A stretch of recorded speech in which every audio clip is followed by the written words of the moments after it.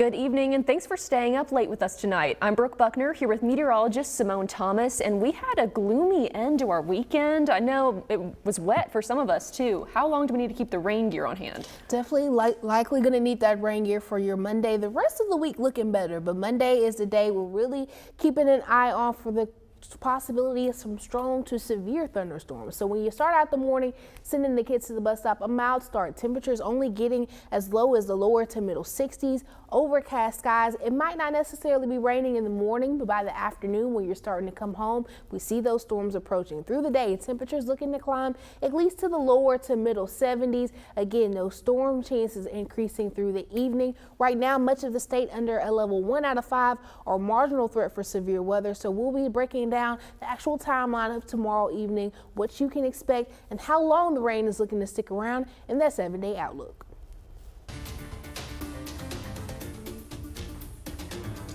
Well, again, I think this will be assessed by the Senate in their confirmation process. He has a distinguished background in the military, and that counts for a lot. And I think his plans, his thoughts, his leadership will be exposed when he goes through that Senate confirmation process. That was one of Arkansas's representatives, Republican French Hill, earlier today on Face the Nation. That was his response when asked about Pete Hegseth's Secretary of Defense nomination. But the questions don't stop there. There have been several concerns over some of President-elect Trump's controversial cabinet picks and their ability to be confirmed in the new Senate. Christian Benavidez reports from West Palm Beach, Florida, where the Trump transition team is meeting. Still basking from his election victory, President-elect Donald Trump received a roaring welcome at Madison Square Garden in New York City, where he attended an Ultimate Fighting Championship event, sitting ringside along with Kid Rock and Elon Musk. Trump's real fight may be on the horizon in the Senate, where some of his cabinet nominees could face an uphill battle. His pick to be the nation's attorney general, former Representative Matt Gaetz, who was the subject of a federal sex trafficking investigation, may not have the votes. Gaetz, who was also at the center of a House Ethics Committee investigation over allegedly having sex with a minor and illicit drug use, has denied all wrongdoing.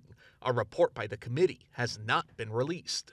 There are many investigations that the House Ethics Committee has done, and we don't want to set a precedent where we, under any circumstances, will release documents from that committee. Then there's Pete Hegseth, his choice for defense secretary. The former Fox News host and Army veteran is facing new scrutiny. CBS News has learned he paid a woman who accused him of sexual assault. First reported by the Washington Post, his attorney told us he paid the woman to ward off a baseless lawsuit that would have likely gotten him fired from Fox, and that she initiated a consensual encounter. He was never charged in the 2017 incident. Christian Benavidez, CBS News, West Palm Beach, Florida. And back here at home, Governor Sarah Sanders is ordering flags to be placed at half-staff to mourn the life of Sergeant Charles Edwin Beatty. The Lake City native died heroically in the Korean War, though his remains did not return to the U.S. until 2018. He will have a funeral Tuesday, and the governor has ordered all state flags to half-staff that day in his honor. Developing right now, a man is dead following a high-speed chase in Fort Smith. According to state police, 25-year-old Calvin Eubanks was a passenger in a car driven by 23-year-old Kevin Swafford. Troopers tried pulling Swafford over for not having a license plate. The chase ended when Swafford ran a red light at 0 and 31st, hitting 2 other cars. Police say Eubanks was thrown from the car and was killed. No one else was seriously injured. In a THV11 update, it's been 19 months since the March 31st tornado ripped through parts of central Arkansas, leaving behind so much devastation. But as we've shown you before, Arkansans remain resilient as they continue picking up the pieces. THV11's Maya Ellison takes a closer look at a brand new church building and shows us how the group behind it rebuilt from the ground up. I want people to know that no matter what you go through, don't ever give up your hope and your faith in God. No storm is too large to overcome. That's the message Jacksonville's New Commandment Church of God in Christ has followed all along. After just paying off the mortgage, the church was destroyed by the March 31st EF3 tornado in 2023, leaving Pastor Eddie Miller and members of their church wondering what to do next. And I was down, not depressed, but just concerned about the people. That was my biggest concern, is that the people who I had promised to help and be there for, I'm almost helpless in a place of hopelessness. But God always had a plan. And that plan took 18 months in the making. A donation from Pinnacle Structures led to the $2.5 million investment, turning this into this. So there's no way we could afford that. There's no way. Without God, impossible. But with God, everything is possible. With multiple rooms for Bible study, a larger missions room to provide food and clothing, a banquet hall and conference room in honor of Pastor Miller's loved ones, and a larger kitchen not only tripled the size of the church, but opened new doors to impact the community on a larger scale. First thing I wanted to do was I wanted to do something that would really impact this area. So we have a shower, for a community shower, where people can come in, take a shower, get cleaned up, and just be a part of society again. But the entirety of the old church will never be forgotten. Located in the newly built facility are remnants of what survived the tornado's damage, such as the 3 crosses in the sanctuary, chandelier, the podium, and stained glass windows. That's where something hit it up there. But it still survived. We were still having services because he wanted us to remain united. And I think that is the biggest thing, staying together. And the church family stayed together until the very end. With Sunday's grand opening, it was a joyous moment for all. Sitting in the new church for the first time was a look at what Pastor Miller has preached all along, to always have faith. In Jacksonville, Maya Ellison, THV 11 News.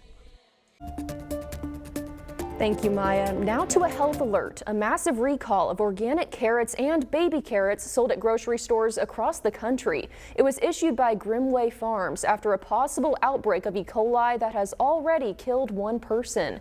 Grimway Farms, which made and packaged the organic carrots, issued the recall on Saturday after nearly 40 cases were recorded in 18 states. At least 15 people were hospitalized, and once again, 1 person has died. The carrots are sold in bags under an array of brand names. The CDC advises to throw out all carrots. As we head towards the holidays and it's a busy time of year for travel, according to AAA, Arkansans are paying a little bit less at the pump right now. The average cost of gas here in the natural state is just around $2.70 a gallon. Drivers in Pine Bluff are paying the most at $2.75 per gallon, while drivers in Jonesboro are paying the least at $2.57. Overall, Arkansas has the 5th lowest gas price average in the country, while Oklahoma has the lowest average at $2.60 a gallon. As of right now, the national average is currently sitting at $3.08 a gallon. And we're about 6 weeks away from the end of 2024, but financial experts say it's a good idea to start thinking about tax season now. Experts recommend logging on to use the IRS's withholding estimator to see how your current paycheck withholding may impact your tax refund or what you owe. Older savers should also think about the minimum amount that must be withdrawn from their retirement account each year to satisfy federal tax rules. A new report shows inflation is actually moving up slightly after dropping for months. Kelly O'Grady looks at the reasons why and what it could mean for the Thanksgiving holiday.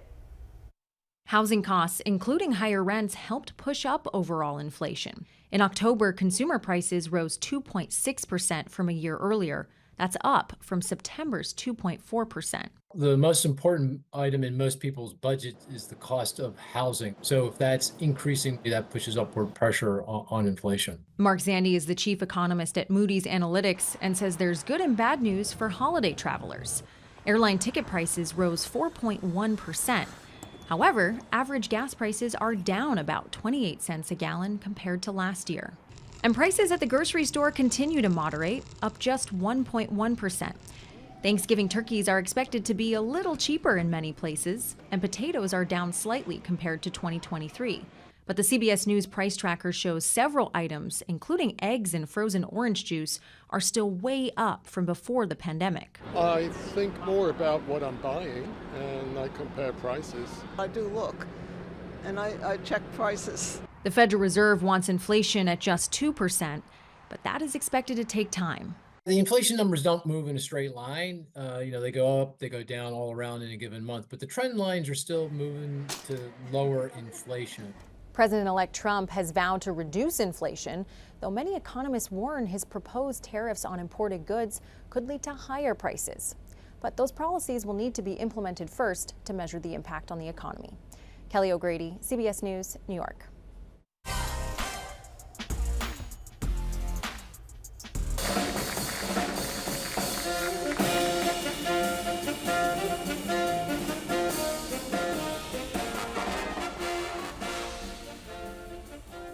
And check this out. What you just heard was the Jazz Ambassadors of the United States Army. They're the official touring big band of the U.S. Army, and earlier today they stopped by North Little Rock to perform free for those wanting to hear some good music.